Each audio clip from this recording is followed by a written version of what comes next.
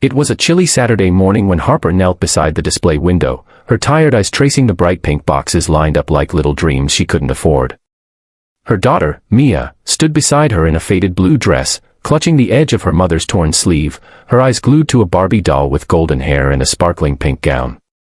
Inside the glass, everything looked perfect, smiling faces, glossy boxes, and promises of joy. Outside, Harper's reflection told another story, one of exhaustion, struggle, and endless love wrapped in worry. She swallowed hard, feeling the sting behind her eyes. And then, with a trembling voice, she whispered, "Sweetheart, I can't afford a Barbie for your birthday this year. If you believe kindness and second chances can still change this world, then take a moment to like, comment, share, and subscribe to Kindness Corner. Because sometimes, it takes just one act of compassion to rewrite someone's story forever." Harper had never imagined life would look like this. Once, she worked at a cheerful cafe downtown, serving customers with a smile while saving every tip for Mia's small joys, crayons, ice cream, little ribbons for her hair. But when the cafe shut down after new management took over, Harper found herself jobless with overdue rent and barely enough food to last the week. Her husband had left years ago when Mia was a baby, leaving her with nothing but a note and a mountain of bills. Yet she fought, every single day, working odd cleaning shifts, folding laundry for neighbors, and skipping meals so her daughter wouldn't go to bed hungry. Now, as Mia's 6th birthday approached, Harper wanted nothing more than to give her something special. Mia had been talking about Barbie for months, how her friend at school had won, how she wished she could brush her hair and dress her up. But Harper's wallet held only 8 crumpled dollars. She tried smiling when Mia asked again, but her heart ached knowing the truth, she couldn't even buy a cake, let alone that doll behind the glass. She sat on the cold curb that morning, watching her daughter press her tiny hand against the store window, whispering, "Maybe one day, Mommy," and before Harper could respond, a man in a dark suit stepped out of the store.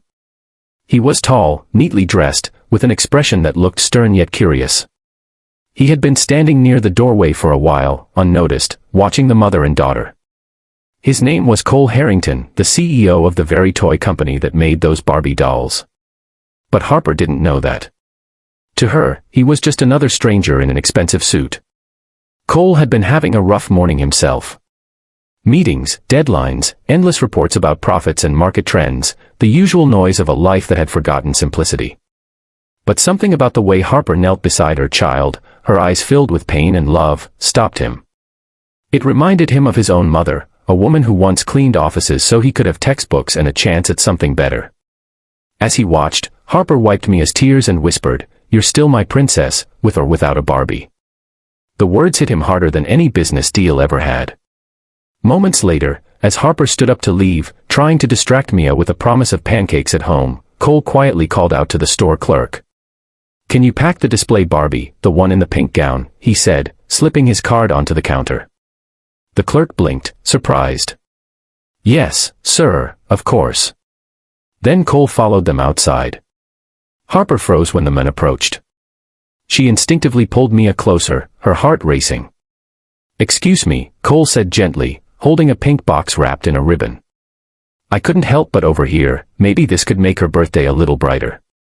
Harper blinked, confused. "Oh, no, sir, please. I can't accept that," she stammered. But Cole shook his head. "You're not accepting it from me," he said quietly. "You're accepting it from one parent to another. From someone who knows what it means to want more for your child than the world allows you to give."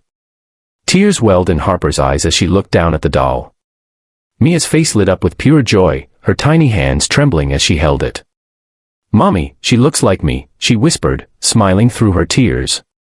Harper couldn't speak. She just nodded, her throat tight with gratitude. Cole didn't stay for thanks. He simply smiled, turned away, and walked toward a sleek black car waiting nearby. But before he got in, he paused. "Ma'am," he said softly, "we're hiring seasonal staff at the new warehouse. If you're looking for work, tell them Cole sent you." Then he left. That night, Harper placed the doll on their small kitchen table, lit a single candle from last year's leftovers, and sang happy birthday to her daughter. Mia clapped, laughing, holding her new Barbie tight. Harper watched her, smiling through tears. For the first time in a long time, hope didn't feel like a fantasy. Days later, Harper mustered the courage to visit the warehouse. She didn't expect much, she had no references, no polished resume. But when she mentioned Cole's name, the manager's eyes widened. "You're the woman he talked about," he said warmly. "We've been waiting for you." She got the job that very day. Months passed, and Harper's life began to change. She worked hard, earned respect, and slowly built a stable life for Mia. She found herself surrounded by people who believed in her, co-workers who became friends, a boss who supported her growth, and a daughter who never stopped believing in magic. One evening, after receiving her first steady paycheck, Harper took Mia back to that same store window. "Remember this place?" she whispered, smiling. "It's where our story changed." Mia looked up at her mother and said, "No, Mommy, it's where you changed everything." Sometimes, it isn't grand gestures or miracles that change a life. Sometimes, it's a moment of compassion, a stranger's quiet kindness that turns despair into hope. Cole never told anyone about what he did that day. But for Harper, it became the turning point she had prayed for in silence every night. Before the ending, tell me in the comments, what would you have done if you were in the CEO's place? Would you have stopped to help, or walked away like most people do? If this story touched your heart, please like, share, and subscribe to Kindness Corner, where every story reminds us that humanity still shines brightest when life feels darkest. Because somewhere out there, another Harper is waiting for someone's kindness to change her world.